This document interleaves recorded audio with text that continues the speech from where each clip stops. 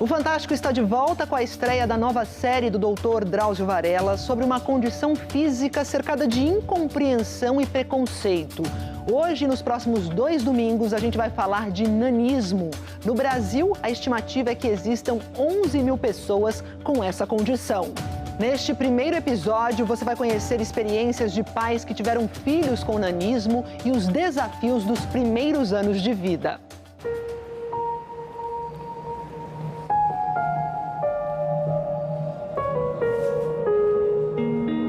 Uma das coisas que sempre me doeu muito são os olhares, 24 horas, né?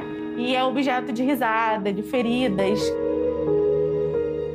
Não é engraçado as pessoas fazerem isso, então por que ela faria isso? As pessoas têm aquela visão que é o Inho, coitadinho, o anão de circo, da Branca de Neve. Eu tinha preconceito comigo mesmo. Por que Deus fez eu desse jeito? Por quê? Você conhece alguma pessoa com nanismo? Um familiar, um amigo, um colega de trabalho? Se você não convive com ninguém que tenha essa condição, o que você pensa quando vê alguém com nanismo na rua ou em qualquer espaço público? A nova série do Fantástico vai explicar a genética por trás da deficiência no crescimento. Quais são os desafios que essas pessoas enfrentam? Como os avanços da medicina estão oferecendo melhor qualidade de vida para as novas gerações? As iniciativas pelo fim do preconceito e por melhor acessibilidade. E como essa luta pode ganhar muito com uma simples mudança de olhar de cada um de nós.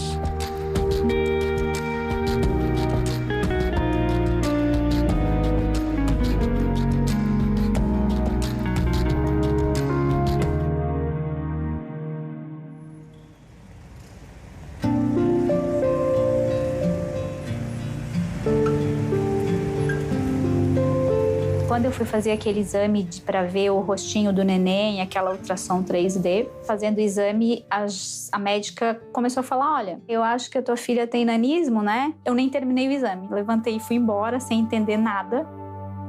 E foi assim que começou. É assim que começa ainda na gravidez, quando o ultrassom identifica no bebê algumas características fora do padrão. Nanismo é o termo usado para caracterizar as pessoas que têm baixa estatura, se comparada à média da população da mesma idade e sexo. Mas no caso da Karine, o susto foi maior. A ultrassom dava que ela tinha uma fratura nas perninhas dela. Então veio a questão do ginecologista, especialista em gestão de risco. Ele olhou os exames e fez uma cara assim... Naquele ímpeto eu falei assim, ela vai morrer? Aí ele assim, vai nascer e vai se quebrar todinha. A suspeita era de osteogênese imperfeita, conhecida como doença dos ossos de cristal. Mas a Karine, na verdade, passou por algo muito comum para pais de bebês com nanismo, um erro de diagnóstico. E ela nasceu... botaram ela rapidamente ali do meu lado e ela foi direto pro raio-x. E ela não tinha nada de fratura nas pernas. A gente chegou a escutar assim, a máquina não falha. Na Lorena falhou.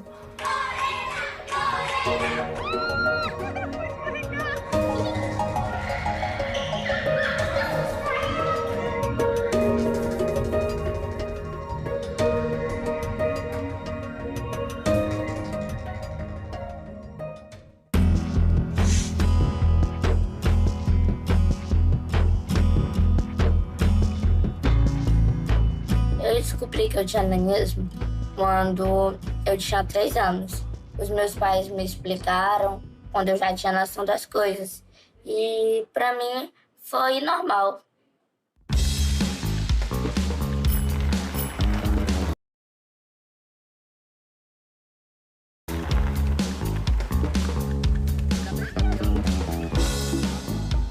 Davi, como a Lorena, é o primeiro da família com nanismo. Luana e Charles souberam ainda na gestação que ele teria uma deficiência.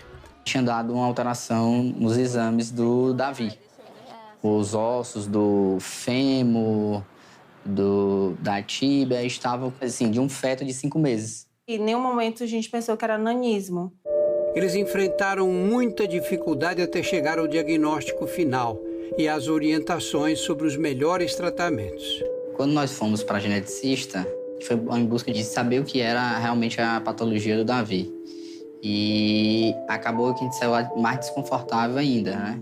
Tem as mais severas, as mais brandas, as medianas, mas pra gente ela foi mostrando as mais severas, né? Depois de alguma demora, o casal encontrou um caminho. Depois que a gente fez um exame, tivemos que ir para o Rio de Janeiro porque aqui não fazia, foi que realmente a gente detectou que era acondroplasia. O tipo mais comum de nanismo. Você consegue fazer o diagnóstico de acondroplasia com que idade? Você pode fazer o diagnóstico, muitas vezes intraútero já pode, fazendo a relação fêmur, tórax, fêmur e o resto do corpo. Vai encaminhar para o geneticista, então, para ele fazer o diagnóstico. Por melhor que seja a resolução da medicina fetal, é um exame complementar. A gente só vai ver realmente quando nasce. Existem mais de 400 tipos diferentes. Um deles é a osteogênese imperfeita, aquela condição que foi incorretamente diagnosticada na Lorena. Mas cerca de 80% das pessoas com nanismo têm acondroplasia, que resulta de uma mutação genética. Essa mutação acontece no gene FGFR3. Ela inibe o crescimento dos ossos ao interferir na transmissão do sinal que promove o desenvolvimento da matriz óssea dos membros. Além de braços e pernas encurtados, outras características são a cabeça aumentada, com testa proeminente, a coluna curvada e os pés chatos e largos. Mas ainda que tenham a mesma mutação, cada pessoa com acondroplasia precisa de um acompanhamento individualizado. Nanismo não é sinônimo de acondroplasia. Nanismo é um coletivo. É um nome que se fala o coletivo de doenças do osso. Você tem outros problemas no dia a dia que não só a baixa estatura, mas a desproporção pode trazer. A mutação causadora da acondroplasia acontece em 1 a cada 25 mil nascimentos. E na maioria das vezes, com casais que não têm nanismo. Em casos como os do Davi e da Lorena, a mutação é imprevisível. Quando o pai ou a mãe tem acondroplasia, a chance de a mutação ser herdada é de 50%. Já quando os dois têm a condição, existe 25% de chance de o filho ter altura média, 50% de herdar a mutação e 25% de ter uma versão muito grave. Casos em que a gestação pode ser um perigo para a mãe e, na maioria das vezes, letal para o bebê.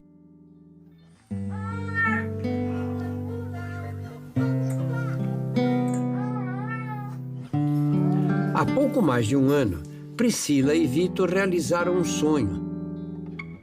A Manuela chegou para completar a família. Mas antes, eles tiveram experiências traumáticas. Minha menina nasce, prematura, todos 7 meses. E os médicos procuram a gente, né? Fala que, ela vai ter um nanismo severo, que não cresce a parte do tórax. E o pulmão e o coração não tem lugar para se expandir, para crescer. Então ela ficou durante 5 meses aí na UTI e não aguentou. Eles perderam uma segunda filha e quase desistiram. Quando ela faleceu, eu falei para ele assim, não fala mais de filho, eu não quero mais, entendeu? Só que os dias passaram. Obrigado, hein?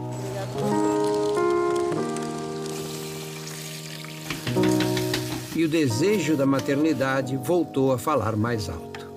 Daí eu falei assim, eu só tenho coragem de fazer novamente se for por fertilização. Para fim de assessoramento genético, planejamento familiar, você tem que ter a precisão daquela mutação que ocasionou a acondroplasia. Isso é factível hoje. Hoje é feito numa rotina da medicina reprodutiva. Deu tudo certo. A gente fez a a fertilização in vitro com o estudo genético. A Manuela tem acondroplasia, mas não do tipo mais grave, e vai contar com os pais preparados para guiá-la por todas as dificuldades. Meu pai enfrenta o mundo, minha mãe enfrenta o mundo, com cabeça erguida. E é isso que nós queremos mostrar. A minha menina, que é a maior felicidade minha de ser pai. Eu sempre quis ser pai. E eu quero ser um exemplo para minha menina, para Manuela. Das duas outras, a gente não escutou os choros delas quando elas nasceram. E da Manuela a gente escutou, né?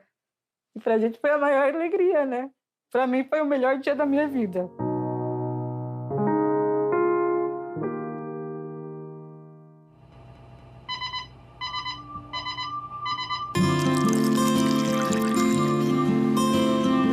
Até agora mostramos o que acontece quando pais e mães precisam aprender a lidar com a chegada de crianças com nanismo. Mas e quando a condição já é comum em diferentes gerações de uma família? Kênia, quando foi que você entendeu na infância que você não era igual aos outros? Doutor Drauzio, eu venho de uma família que meu pai tinha nanismo. Eu cresci vendo um homem que venceu na vida. Eu tinha muito orgulho e achava tudo muito normal. Na sua família, quantos casos de nanismo tem? 8 casos agora com meu neto. 8 casos? É, 4ª geração. Nós já estamos na 4ª geração. Hoje, Kênia tem consciência de como os exemplos da família foram importantes. Eu falava, eu quero ser grande, mas, ao mesmo tempo, como eu tinha uma vivência dentro de casa, de pai, de irmãos, eu acabei me aceitando muito. Não tinha como fazer diferente, a não ser me aceitar. Agora, quem aproveita as lições das gerações anteriores é o netinho. Esse aqui é o Bernard, esse aqui é o meu netinho. É um cara incrível, é um ser iluminado, parceirão. Eu venho aprendendo muito com ele.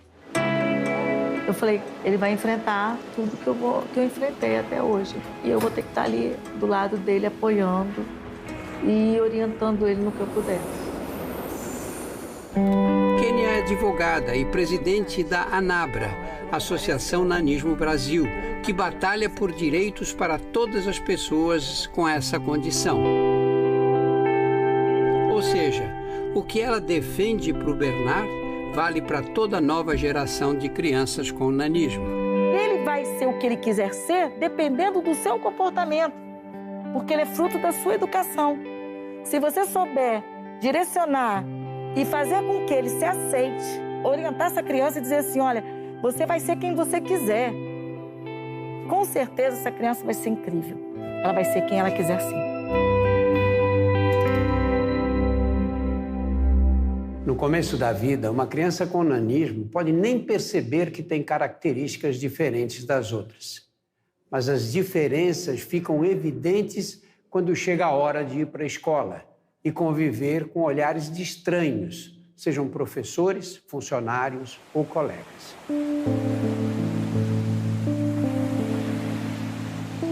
Eu sofri alguns bullying pesados e quando eu chegava em casa era sempre aquele processo de reconhecimento.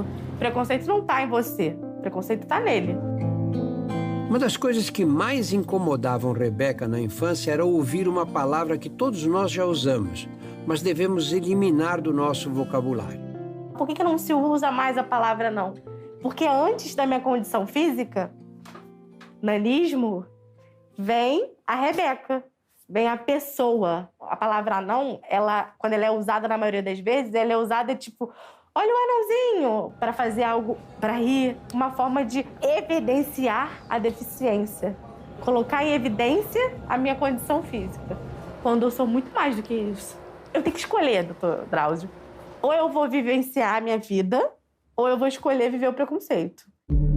Outro preconceito sem qualquer sentido é aquele em relação à capacidade intelectual.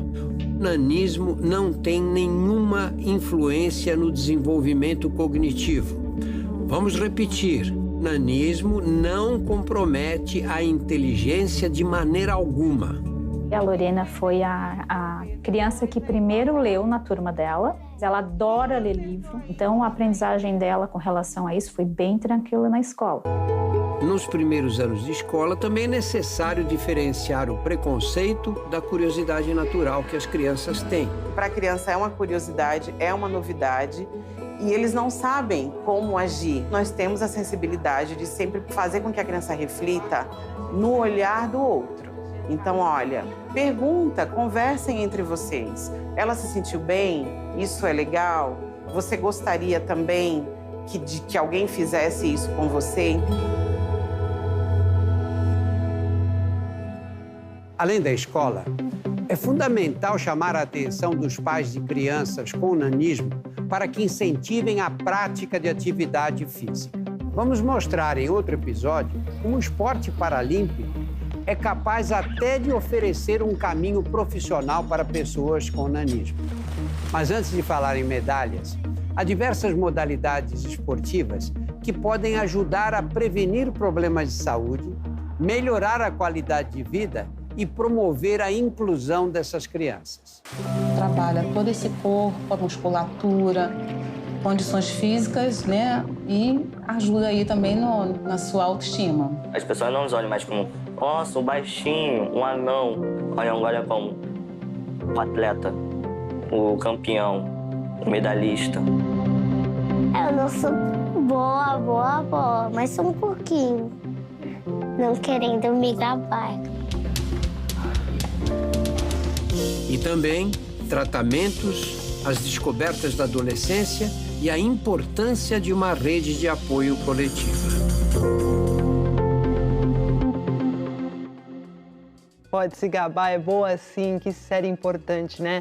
Olha, no podcast Isso é Fantástico, a Maria Scodeler bate um papo com o Dr. Drauzio Varela e com a Kênia Hill, que é a presidente da Associação Nanismo Brasil, sobre os bastidores dessa série. Já está disponível em g1.com.br/fantástico e nas principais plataformas de áudio.